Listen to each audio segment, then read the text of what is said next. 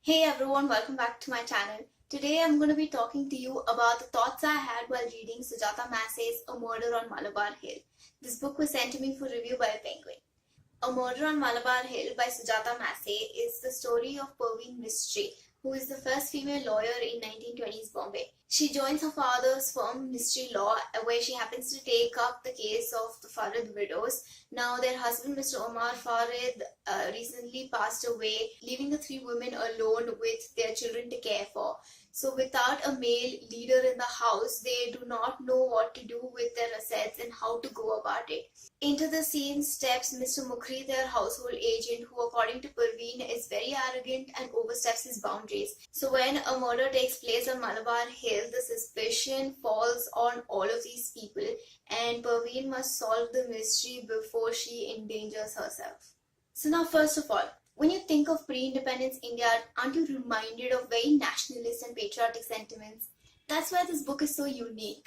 It showcases a very different world with its allusions to the East India Company, the infrastructural changes, and the developments that the British brought about. It introduces you to the opinions that these locals had about British, and many a times they were very supportive of what the British were doing, introducing English education, etc. Also, at times, you were witness to the tension between the locals and these colonizers. So, in such a way, this book deals with a time period that is usually dealt with in a different manner by speaking of our freedom struggle and focusing on the negatives.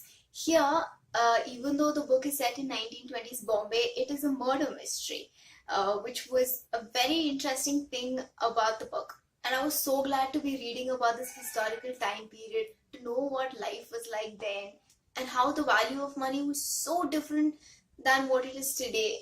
As I kept reading the book, I realized the early 1900s was a very messed up time to live in. Some of the traditions, the practices that this book brings to light is so horrifying.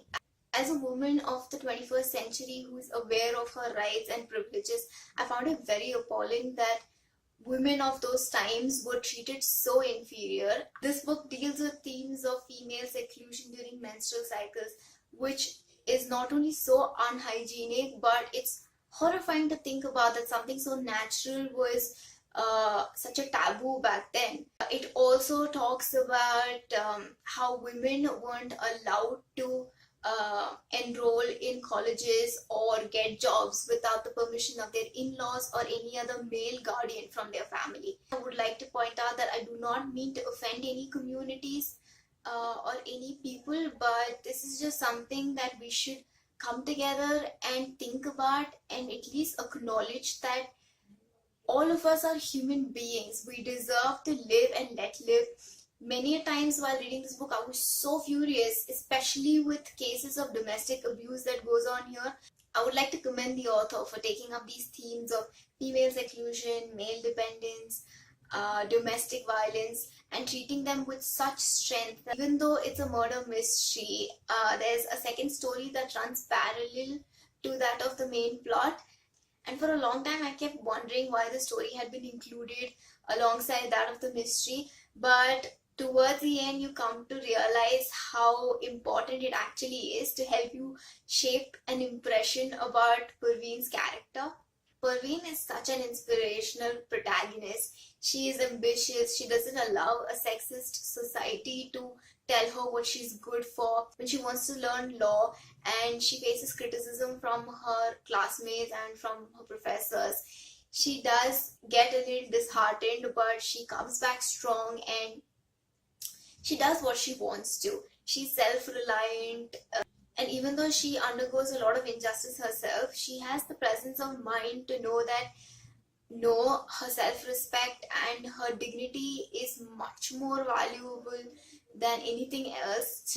So she takes action against wrongdoers. One of the other thoughts I had while reading this novel was that Sujata Massey writes very eloquently.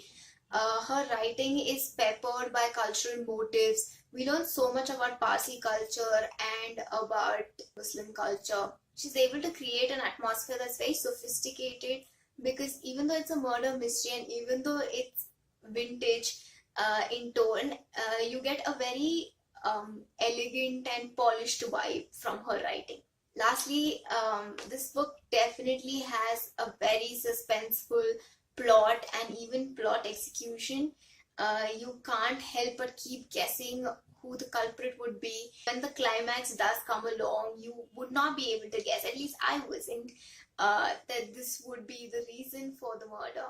And although you're focusing your mind on who the potential suspects could be, you don't come to realize that Parveen could possibly be in any danger, or the villain could have a bone to pick with her.